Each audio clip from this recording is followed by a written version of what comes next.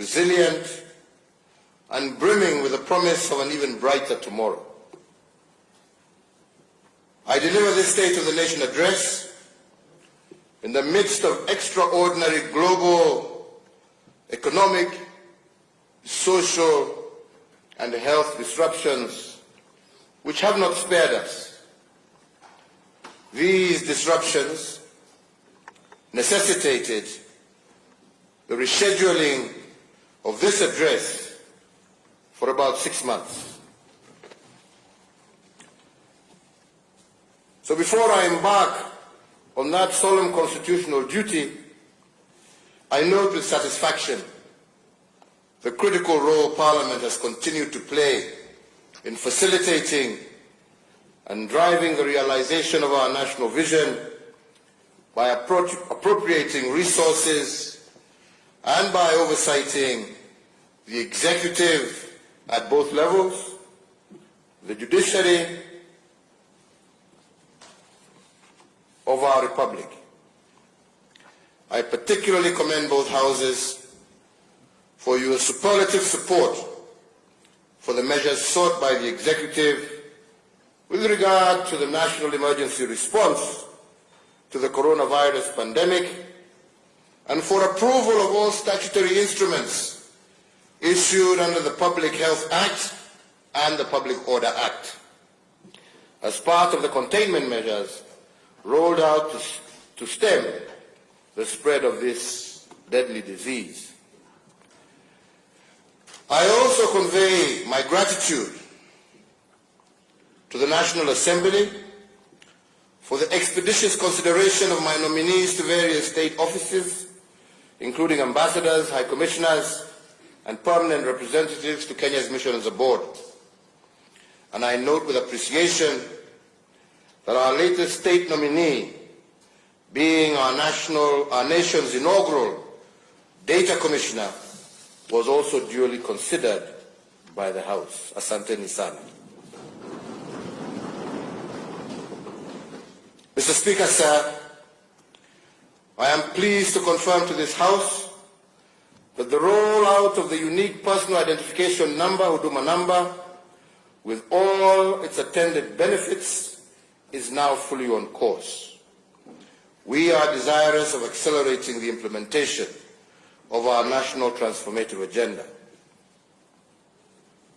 In this regard, I urge Parliament to prioritize the consideration of various seminal bills that are pending before the legislature, such as the National Aviation Management Bill, which once enacted will anchor the turnaround of the pride of Africa, our national carrier, Kenya Airways. Also before the House is the Statute Law Miscellaneous Amendments Bill, the Business Amendment Bill number 2 of 2020, and the proposed legislation on the administration of referenda and on enhancing governance and on deepening our anti-corruption efforts. Honourable members, as we ushered the third decade of the 21st century, we as a country were invaded by locusts threatening to disseminate our food baskets and the livelihood of millions of our farmers. In the far east part of the globe, a new disease, COVID-19, was emerging, devastating millions of people. The World Health Organization declared the COVID-19 outbreak a public health emergency of international concern on the 30th of January 2020 and further went on to declare it a pandemic on the 11th of March 2020. The COVID-19 pandemic has led to an unprecedented loss of life, global economic slowdown, the postponement of major cultural, religious, political, and sporting events, including the 2020 Olympic Games. It also led to the shutting down of borders and airspaces, the closure of institutions of learning, disruption of production and supply chains, a massive strain on health systems in every nation on earth, and tremendous pressure on individuals, families, communities, and entire nations. On the 28th of February 2020, through Executive Order number 2 of 2020, I established a framework to upscale and coordinate Kenya's preparedness and response to the coronavirus threat. Kenya's first case of COVID-19 was confirmed on the 13th of March 2020. In the days and weeks that followed, my government put in place a series of public health measures to stem the spread of COVID-19. These included Kenya's first ever nationwide curfew since independence, the restriction of movement into and out of most affected counties, the shutdown of learning institutions, a ban on public and social gatherings, restriction on the number of passengers in public service vehicles, among other containment measures. Our health institutions also ramped up their preparedness by training their staff on management of the disease, by creating isolation areas, and by procuring the deployment and deploying the relevant equipment and medication.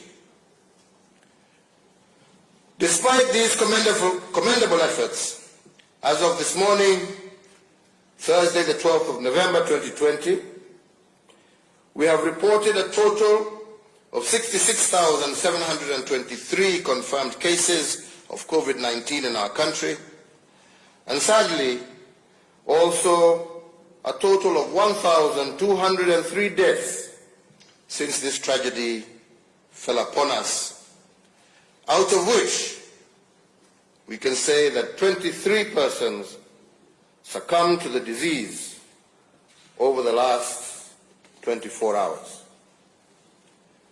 Our hearts go out to the families who have lost loved ones to coronavirus. Our thoughts and prayers are with those who are undergoing isolation or treatment with respect to this disease, and we wish them a quick recovery, a quick and complete recovery. Honorable speakers, honorable members, I would like at this juncture to request all of you to rise on your feet and join me in observing a minute of silence in honor of the memory of 1,289 Kenyans who have succumbed to this deadly disease.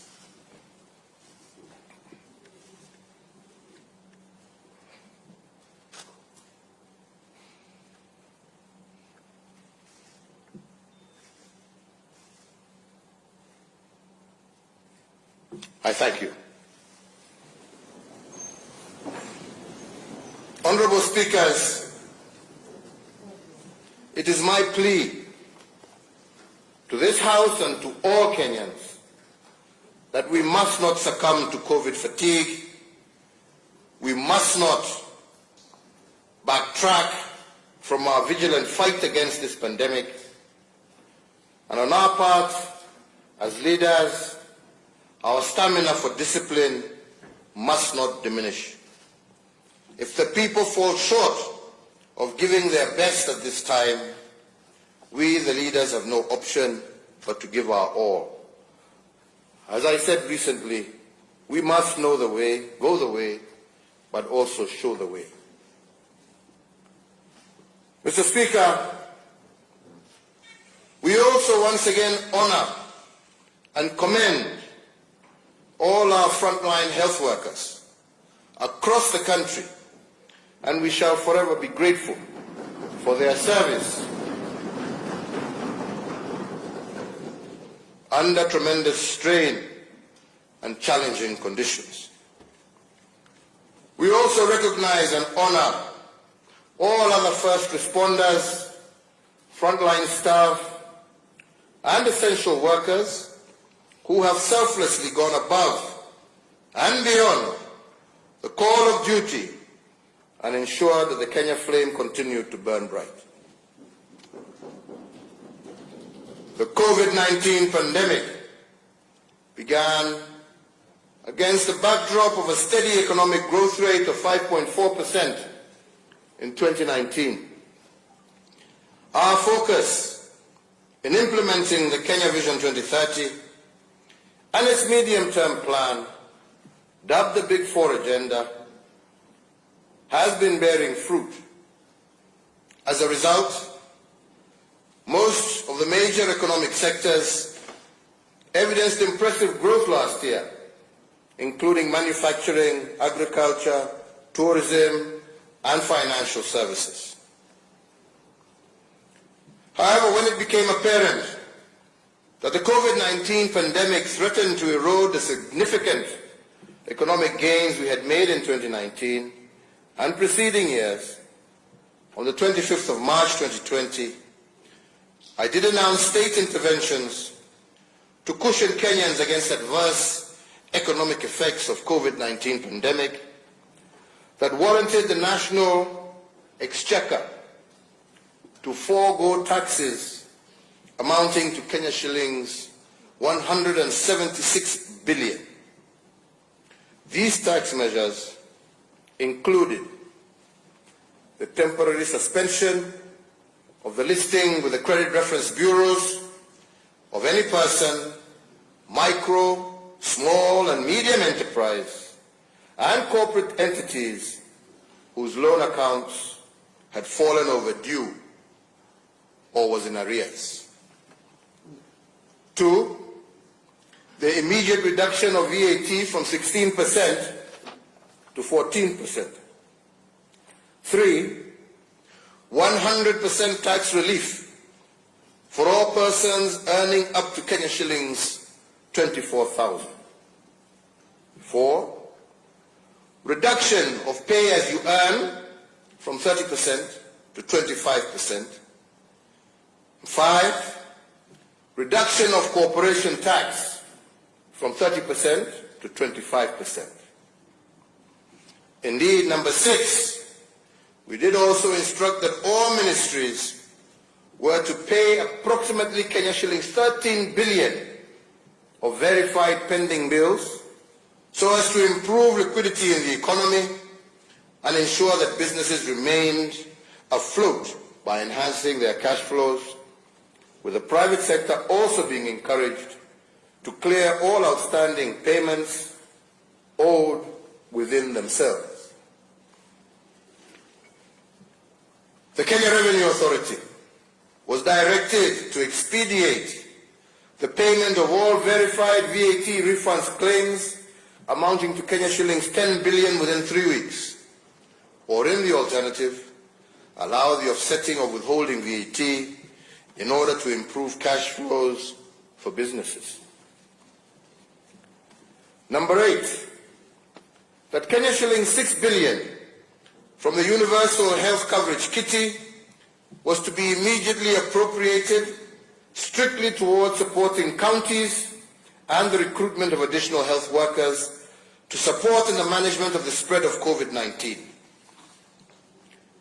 Number 9, the lowering of the central bank rate from 8.25% to 7.25% so as to prompt commercial banks to lower interest rates applicable to their borrowers and thereby availing much needed affordable credit to micro, small and medium enterprises across the country.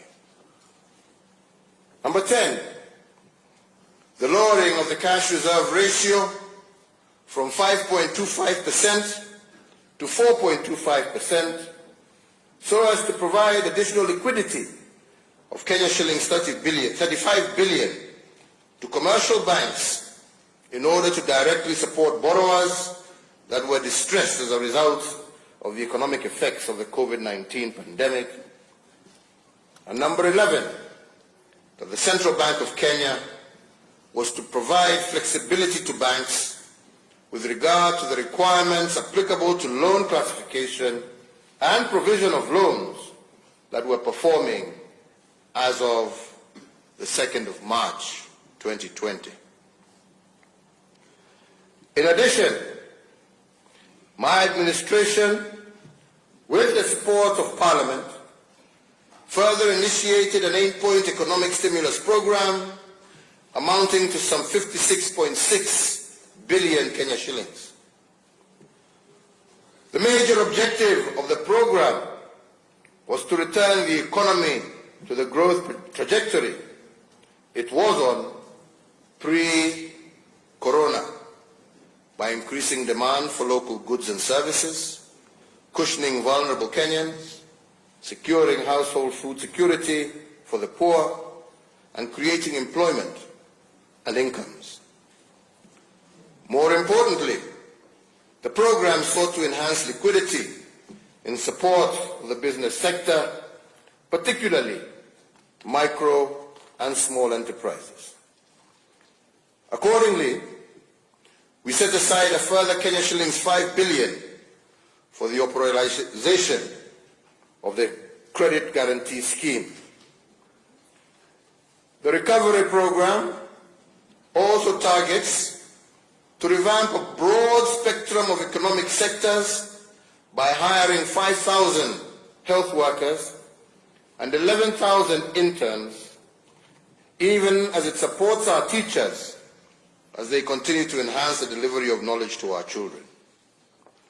It further seeks to create 100,000 job opportunities for the youth, besides implementing a subsidized farm input scheme for vulnerable households, and parts of the resource allocated will be utilized on the ongoing fabrication of 250,000 school desks crafted by local artisans. Mr. Speakers, despite the very difficult times that we have faced as a nation, our people have remained resilient. In the face of tremendous economic challenges and the health crisis we are facing, the majority of us have truly been our brother's keeper. Not only have we stood with our family members and friends going through hard times, we have also acted responsibly by following the laid down public health directive. But fellow Kenyans, we are yet to get out of the woods, and so I urge all Kenyans to keep doing that which is honorable and right. As a nation, we will overcome and thereafter soar to even greater heights. Mr. Speaker, the COVID-19 pandemic has brought to the fore the urgent need for us to upscale our implementation of the universal health coverage pillar of our Big Four, which pillar seeks to eradicate the poverty of dignity and transition our nation into an era where no Kenyan should be forced to sell their land in order to settle their medical bills, or be forced to make a choice between buying much-needed medicine and using money to feed their children. An impossible choice. Last year, I informed Parliament that the national government, in partnership with the county governments, was piloting the universal healthcare program in the counties of Nyeri, Machakos, Kisumu, and Isiolo, in preparation for a rollout nationwide. I am pleased today to report that the pilot program for universal health care was successfully implemented, and out of it, we have isolated critical learning points that have informed enhancements to my administration's health policy priorities going forward. As we inch closer to the national rollout of the universal health coverage, I also, a fortnight ago in Mombasa, launched the biometric registration for the universal health coverage scheme. Similarly, my administration is instituting far-reaching reforms of NHIF as it perfects the medical insurance scheme. Honourable Members of Parliament, it is notable too that there has been a phenomenal increase in mental illness across the country and indeed around the world, which has caused serious national distress and anguish in our families. As a government that cares, I have established an office in the Ministry of Health with the full responsibility of spearheading our national response to this latest disruption to our social order and our nation's wellness. To institutionalize this initiative, I have issued an executive order establishing an ultra-modern national mental health hospital and also elevated Mathare National Teaching Referral Hospital as a semi-autonomous specialized hospital, and I shall be looking to this House to support in the funding of this facility.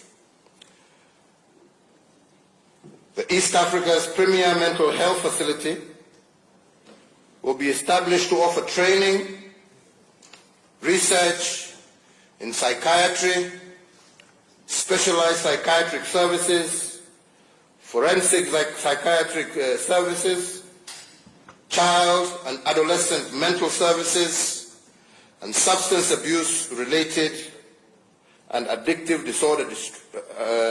disorders treatment and rehabilitation services.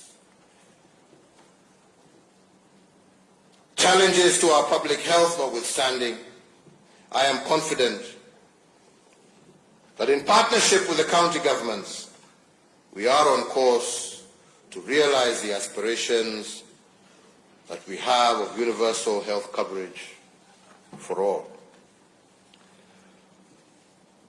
Honourable members, a nation's future is its children.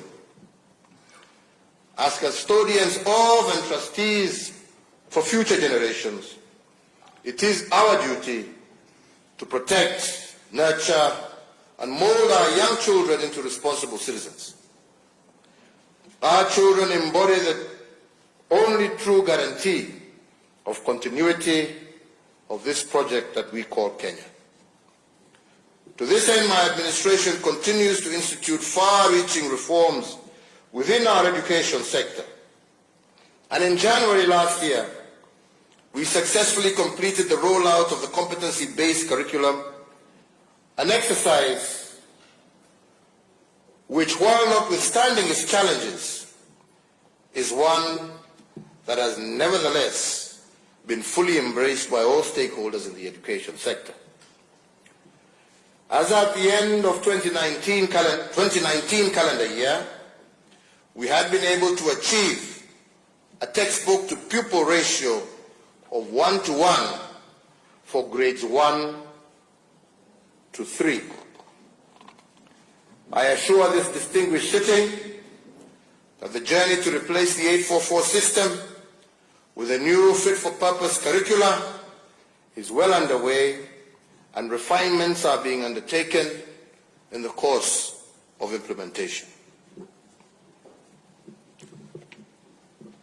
Honourable members, as a parent and also as a grandparent, I share in the pain and frustration of most parents in having our children home for nearly an entire year. However, as a responsible government, we put the health and safety of the children as the paramount consideration. The gradual and phased reopening of schools that began with the examination classes is being carefully monitored at all levels so as to ensure that our young Kenyans are safe and secure as they continue preparing for their national examinations. The Ministry of Education will, within 14 days of the date hereof, announce the 2021 academic calendar, with all other classes expected to resume learning in January of 2021. Still on the subject of our basic education, I made a commitment to the nation during my last State of the Nation address that no child should be left behind, meaning that no child be denied their right to access education. I am pleased to report to this House that for the second year we have been able to achieve a transition rate of 100% from primary to secondary schools. And even as we prepare to reopen schools, I once again reiterate that no child will be left behind, even those who unfortunately have transitioned into being young parents. Honorable Speaker, we must say that in the face of these undoubtedly impressive gains, we must guard against resting on our laurels. The next frontier in the quest to providing education for all is to improve our education in Kenya by enhancing quality of education, both in terms of physical structure as well as content. It is evident that our public day and boarding secondary school infrastructure is overstretched. As a result, our students are suffering congestion in both classes and dormitories. These challenges, however real, must not stop us from pursuing what we know to be the right thing for our children. Rather, they should act as motivation for us to work even harder. Through a combination of interventions, both policy and financial, involving the Ministry of Education, county governments, and members of the National Assembly, through the National Government Constituency Development Fund, we shall have the necessary resources to address the infrastructure gap to our education